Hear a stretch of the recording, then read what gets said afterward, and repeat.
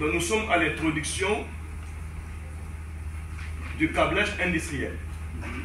Tout ce qui est câblage industriel, on commence d'abord par un moteur. En essence, moi je considère ça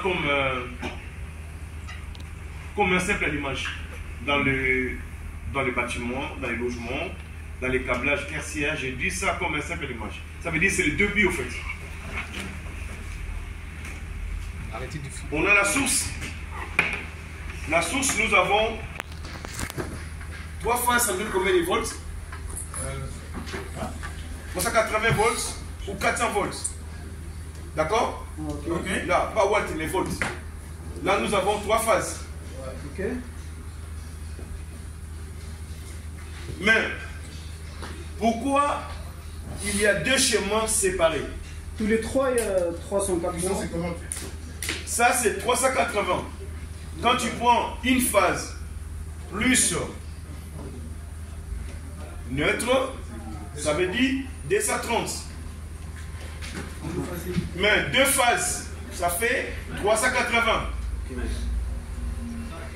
N'oublie pas, la dernière fois, je vous ai dit, dans un chantier, ça c'est un exemple, on vous envoie de changer peut-être un dispositif triphasé. Mais du coup, il faut travailler sous tension. Tu ne dois pas couper le courant, mais tu dois débrancher phase après phase. Tu ne commences pas par le neutre.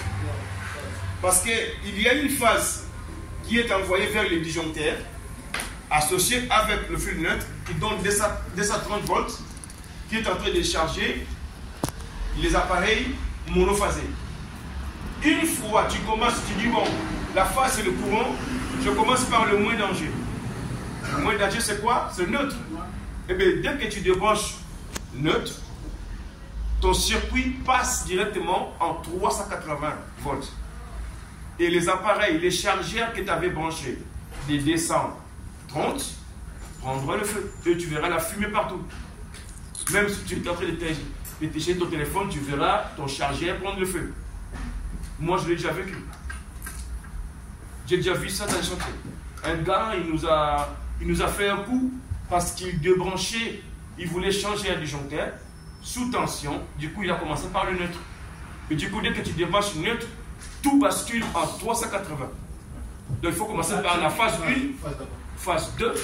Parce qu'entre-temps, il y aura une ligne qui sera coupée, mais d'autres lignes resteront toujours en 230 volts.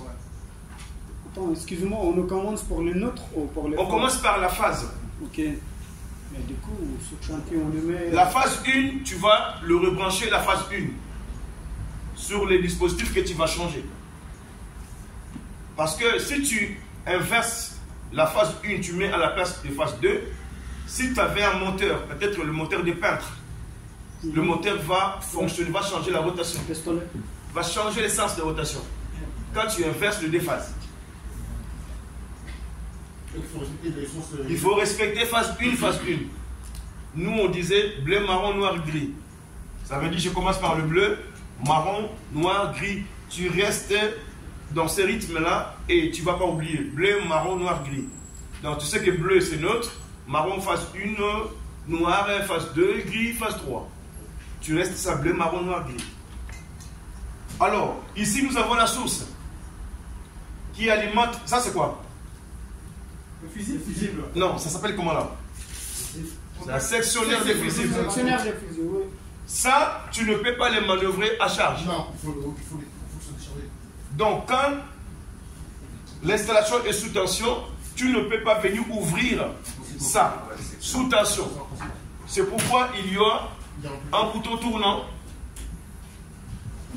Peut-être il y a aussi un intersectionnaire qui va te permettre de couper d'abord le courant. Quand tu veux changer le fusible ici, tu ne peux pas manœuvrer ça à charge. Donc, j'efface pour qu'on voit clair. Je vais utiliser tous les 3 phases qui va passer sur le sectionnaire. Il joue le rôle de quoi? De sectionner mon installation. Sectionner, couper, séparer mon installation. Sectionner. C'est un sectionnaire. Donc, lui, il joue le rôle de sectionner mon installation, mais je passe directement sur le contacteur. Sur ce contacteur-là, là, on nous représente la partie puissance, ici. Donc, c'est-à-dire cette partie-là seulement que tu vois. Pas cette partie du devant. La partie du devant, c'est la partie commande. Ne confondez pas. Le contacteur mono, A1 et A2, c'est toujours 230 volts. Mais tandis que le contacteur industriel, la partie commande, ce n'est pas 230 volts. Il faut un transformateur qui sera branché quelque part. Il prend la tension 230, il te donne 48. Ou il prend 380 ou 400, il te donne 48. C'est la sortie de ces transfos-là. Et vous voyez ces fusibles-là aussi. Il y aura un disjoncteur bipolaire à installer qui va protéger la sortie L1 et puis la sortie L3. C'est pas si vous avez compris. Ça, c'est votre moins. Ça, c'est votre plus. Alors, ça, c'est la partie commande. Ça, c'est la partie puissance. Lui, vous comprenez déjà, sectionnaire, contacteur, relais thermique et puis moteur. Mais si, au départ, ici, là, j'ai utilisé un disjoncteur magnétothermique, vous avez déjà vu ça, non? Avec deux boutons rouge-noir. Si j'utilise ces disjoncteurs-là, industriels, triphasés, magnétothermiques, je n'ai plus besoin de relais thermique. Parce que magnétothermique, il joue déjà le rôle de la protection contre la surintensité. Alors, ici, on sous-entend qu'il n'y a pas un disjoncteur magnétothermique. La partie puissance, c'est simple. Si tu mémorises bien sectionnaire, contacteur, relais thermique, moteur, c'est fini. La partie qui complique beaucoup de personnes, c'est la partie commande. La partie commande, elle est là. Là, on commence par la sortie du transfo. Ici, il faut penser que c'est un transformateur. D'accord? Je sors là, je vais entrer sur Q1. Q1, c'est quoi? C'est un contact. D'accord? Après, ici, on a quoi? Une prise. Relais thermique. Ça veut dire que c'est un contact de ce relais-là. On peut écrire ici 95, 96 sur ce relais-là. C'est la même manière, on a le contact de maintien 13, 14 du contacteur, la partie commande. Oui. Donc, on dit quoi? On sort de relais thermique. Normalement, il manque un truc là. Il manque quoi? Il manque bouton d'arrêt d'urgence. Sur ce schéma-là. En sortant d'ici, de relais thermique, on doit avoir ici bouton d'arrêt d'urgence. Après, bouton stop, le bouton rouge. Après, le bouton marche, le bouton vert. Tous les deux boutons, c'est le bouton poussoir. Lui, il est normalement fermé. Quand tu appuies, tu ouvres le circuit. Ou tu fermes le circuit. Tu ouvres. Non, tu fermes. Normalement fermé. Quand j'appuie sur le bouton, j'ouvre le circuit ou bien je ferme le circuit. J'ouvre le circuit. Parce que le contact initialement fermé.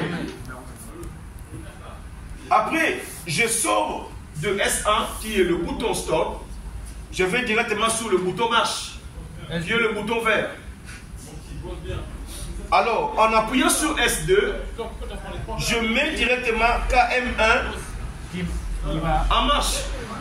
KM1, c'est lui, le contacteur. Je mets ça en marche, il me fait passer directement le courant. le courant passe directement du contacteur jusqu'au relais thermique. Et directement, le moteur fait quoi?